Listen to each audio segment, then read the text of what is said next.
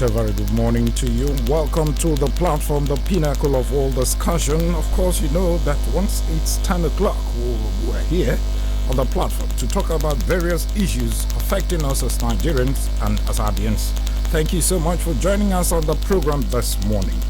Now, following the statement from Governor Kezi Bazo last weekend, warning that he will explore every legal means against anyone who engages in insult, personal attack and threaten him or his family henceforth.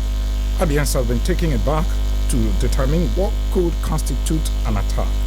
Today on the program, we will look at the peaceful atmosphere which the state enjoys, devoid of any political rancor as we approach the kickoff date for electioneering campaigns in the country. Well, how should the key political actors and their supporters conduct themselves to avoid violence and rancor during this time? Welcome once again. Let's take a breather to bring you the political update. When we come back, you'll meet my guest. Stay with us. This is Political Update. The Inspector General of Police, Usman Akali Baba, is assuring the international community that there is no security threat to the conduct of the 2023 general elections in the country. Addressing the United Nations Chiefs of Police Summit in the United States of America, in reaction to the robust security threat analysis, the IGP used the opportunity of his meeting to discuss the achievement of the ongoing election security management training across the 6 geopolitical zones in preparation for the 2023 general elections. He also emphasized his administration's focus on improved training and retaining of police officers and men, as well as the sustenance and improvement of cutting-edge technology for better crime prevention. The African Democratic Congress has suspended its presidential candidate for the 2023 general elections, Dumebi Kachukwu, for anti-party activities, defamation, and other acts of gross misconduct. ADC's Deputy National Chairman, Bamidele Ajadi, announced the suspension in a statement after an emergency meeting of its National Working Committee. Reacting to the development, Kachukwu stated that his candidacy was not negotiable and declared his support for the ADC State Chairman Forum for discontinuing the tenure extension of Chief Ralph Nwosu made these vows during a press briefing in Abuja. The tenure of the immediate past NWC expired or elapsed on the 28th of last month, which was last Sunday. He had reached me directly and indirectly pleading for us to extend his tenure. Chief Ralph Nwosu happens to be the longest serving chairman of a political party in the history of Nigeria, having held sway as the chairman of ADC for the last 17 years. The All Progressives Grand Alliance Abia State has announced the indefinite suspension of one of its governorship aspirants, Chikwo Udensi, for alleged anti-party activities. This was conveyed in a statement jointly signed by the state chairman, Augustine Ehemere, Secretary Sunday Onukubiri, and other 16 members of the state working committee. They accused Udensi of working with some undemocratic forces in Abia State to cause crisis in the party and act that amounts to gross violation of Abga Constitution. And that was Political Updates. I am Wisdom Thomas. All right, thank you so much, Wisdom, for that update. Like I told you before we give you that particular political update, we'll be looking at that statement made by the governor, Dr. Kezi Bazo, over the weekend, warning that anybody that engages in personal attack and threat on him and his family will henceforth face the wrath of the law, as he is ready to explore every legal means to make sure the person paid dearly. So we will be looking at these particular issues. Don't forget, in 2 weeks' time, the electioneering campaigns will start in full swing, and many issues will come up by then. And we are looking at how Abia will remain peaceful even when the campaigns start. Well, joining me virtually this morning is the leader of Ukwa, Elders Council, Dr. Max Ndwagibe. Thank you so much, Doctor, for joining me on the platform this morning. Thank you so much for having me. Okay, I saw that particular statement which you issued. That was yesterday. I saw it, and I want to know what actually necessitated such statements which you issued, considering the involvement of your sons in a political rancor ahead of the elections. Yeah, it was as a consequence of a reaction, if you like, to the statement issued by the governor warning people to behave themselves, and particularly to desist from attacking his person and insulting him, and talking to him with lack of respect and all that. So we have noticed that, and it was to, if you like, support, what the governor said in a way, by warning our people, to desist from this style of politics that does not do us good, and also at the same time pleading with the governor to maintain his fatherly role and ensure that he does not react to the temptations of vindictiveness. Okay. All right. When you talk about vindictiveness, so many political parties, the opposition, they would think that probably this particular statement is targeted at them, maybe trying to gag them not to ask relevant questions, because we've seen even the one issued by the Labour Party, they said they are being gagged. It's a ploy to make sure that they don't ask relevant questions. Do you agree to that? No, I do not agree to that at all. You see, campaigns are different, from raising insults, talking to people without disrespectfully.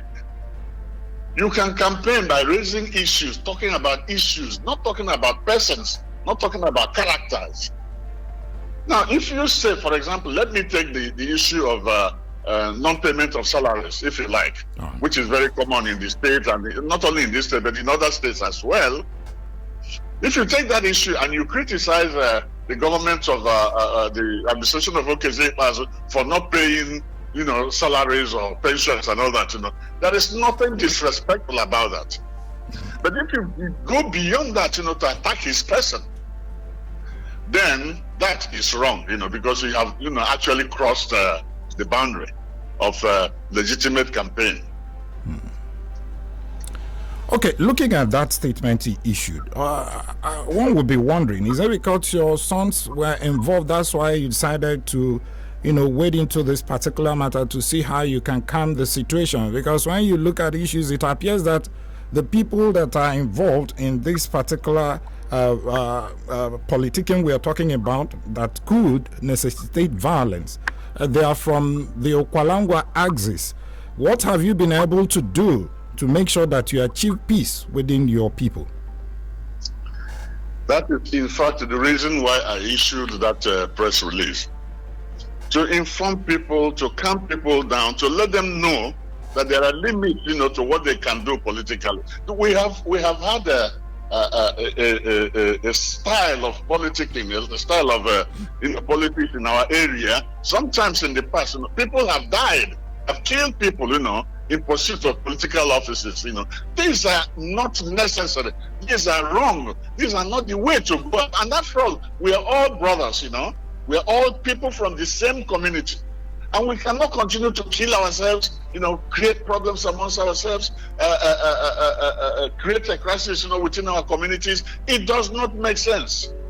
So I was just trying to say, look, for God's sake, stop this. Then I turned to the governor, who reacted, in a way that also shocked me. I turned to him and said, look, Governor, stay, as a father in this issue. Don't overreact, So that is what I have done. I'm trying to calm nerves down. Okay. I'm trying to tell our people to not to go beyond what is, necessary in pursuing one's political ambition. Okay, would you also be looking at that particular allegation being made by some opposition parties in the state, claiming that their campaign billboard and other materials are being destroyed by the party in power? I don't know if you've heard that, and if you have, what are you doing in this regard?